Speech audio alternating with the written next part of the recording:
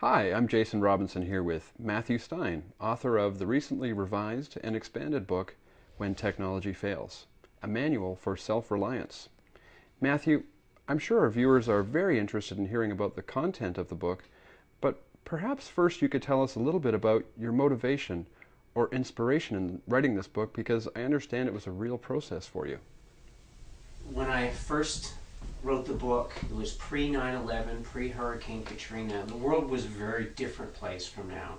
Really, things couldn't be much better in the short run, and this sort of bomb got dropped in my lap, the inspiration to write this book about dealing with a world where things are changing and shifting, and what we take for granted may not always be there so consistently.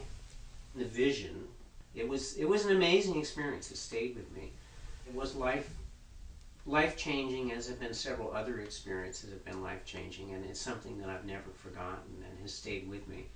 And it prepared me in the sense of perhaps helping me to accept the assignment that I was given in writing the book. And I think it was good preparation for that. The book is basically a Bible for emergency preparedness and survival combined with green and healthy living. So it's kind of like a roadmap for how to navigate the world, our changing world, as we get into a period of peak oil and ecological change, collapse on the planet of various systems. It's how do you deal with it? So on the one hand, it's how do we have less impact on the planet while things are still working well, and on the other hand, it's the practical handbook for how do you plan for and deal with our world as we go through its changes and some perhaps trying and difficult times. It's like car insurance, emergency preparedness. Nobody drives down the road saying, I think I'm going to get into a head-on collision today on the freeway. It's like you don't get insurance because you're planning on getting into a wreck, but you have insurance just in case, because that car wreck could ruin you financially. You might not be able to pay hospital bills. You know, all of a sudden your $30,000 car is worthless. So that insurance covers you. So emergency preparedness is like that. You hope you never use it. You hope it never happens. But truthfully, you're in a very seismically active area.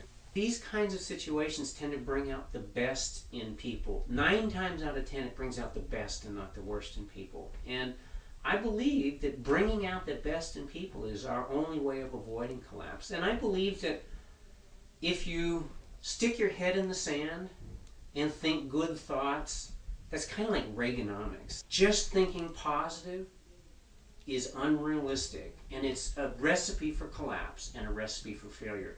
We have to use our best minds, and we have to look at what's really happening on the planet and say, this is real. And we're going to, and if we put those best minds and we prioritize, we put our money and our energy into developing the alternatives in sustainable ways, that's the only way we're going to avoid collapse. Otherwise, it's like Reaganomics. And drill, drill, drill, and trickle-down economics. And for the short term, it's great, and it's, you know, you bang into the wall because it's just short term. It's just looking at the bottom line for this quarter. It's not looking downstream and saying, what can we do? These are the trends. These are where they're going. If we don't do something different, we're going to hit the wall. I feel like my main message is community and working together and change, and that most disasters bring out the best in people. There's a definition of insanity that says doing the same thing over and over again and expecting a different result. So if we want to change those trends, we have to do something different. More of the same is just going to give us more of the same trend, which ends up in collapse. Now, it's been estimated that if we converted just 1/6 of the world's military budget to funding the shift to sustainability, that we could make the necessary changes to avoid collapse. So this is doable. This is not impossible. This is not pie in the sky. So what kind of changes are we talking about? Okay, number one, we must change the tax structure. We have to start penalizing everything that is consuming and polluting our planet's natural systems. We must make it financial suicide to do business in non-sustainable ways. Number two, rebuild our cities. In 1 decade, we can increase the efficiency of our cities. We can implement renewable energy systems integrated into the glass, integrated into the rooftops of our cities, so that we could cut down our consumption of energy and our contribution of greenhouse gases by a factor of 10 to 1 in a single decade. We can do this.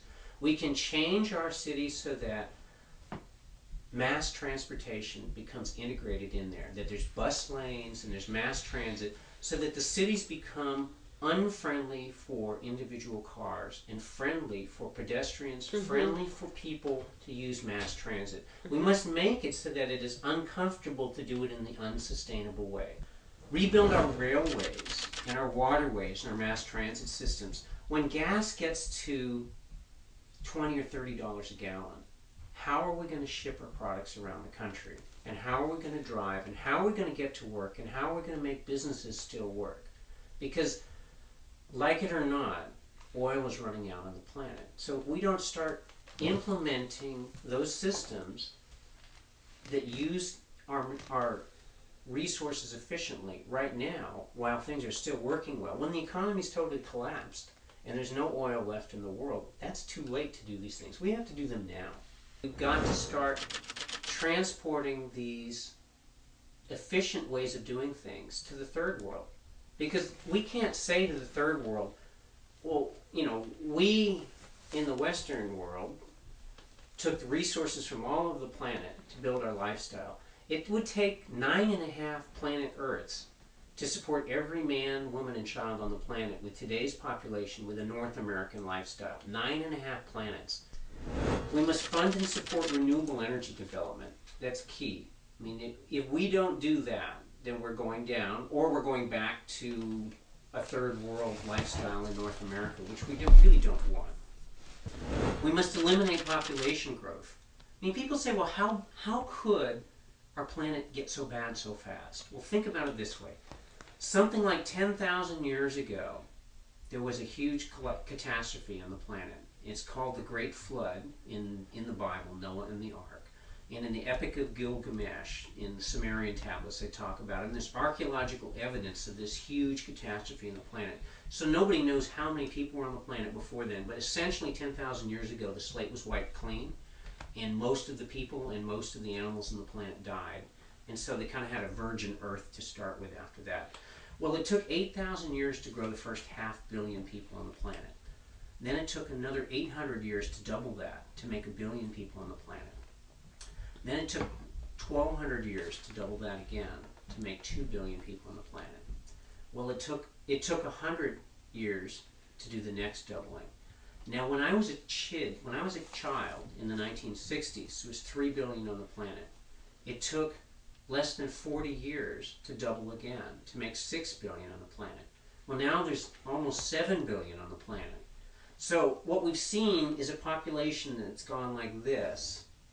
So we've outgrown our ability to support the numbers of people on the planet. I mean, back in the 1980s was when we passed that magical point where the footprint of people on the planet, it basically said around 1980 that the world, we were consuming and polluting at such a level that the whole planet's output was taken in a single year.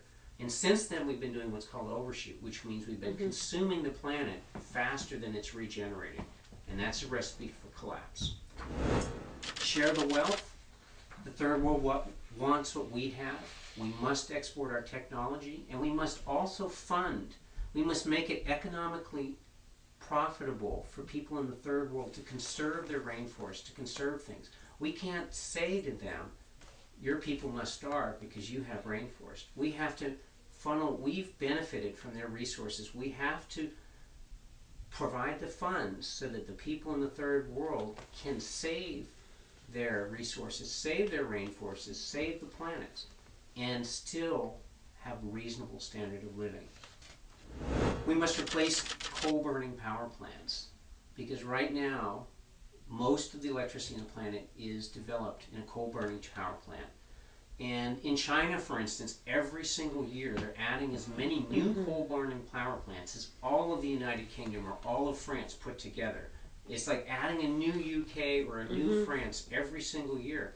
We have to develop the alternatives so we can start tearing down and not building more power plants. Otherwise, we're just going to keep changing the composition of our atmosphere, keep changing the weather, and those changes will eventually disrupt business and disrupt government worldwide, and things are going to collapse. But the next to last, global localization, buy in local. I know that's a really big thing here in Canada, and this is a real thing. Starting to grow and develop and make things locally and use them locally. That's a key to a sustainable world. And the last is make all of our decisions based on sustainability.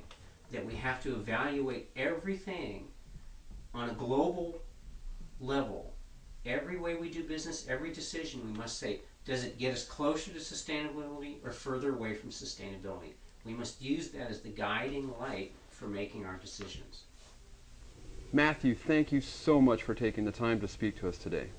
And you can find When Technology Fails at Amazon.com?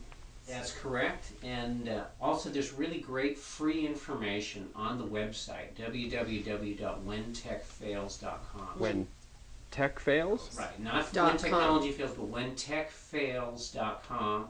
Free list, free information on there. Some really great articles. And my motto is, I like to close with, is do your best. I like to urge everybody, do your best to change the world and do your best to be ready for the changes in the world. Thank you very much.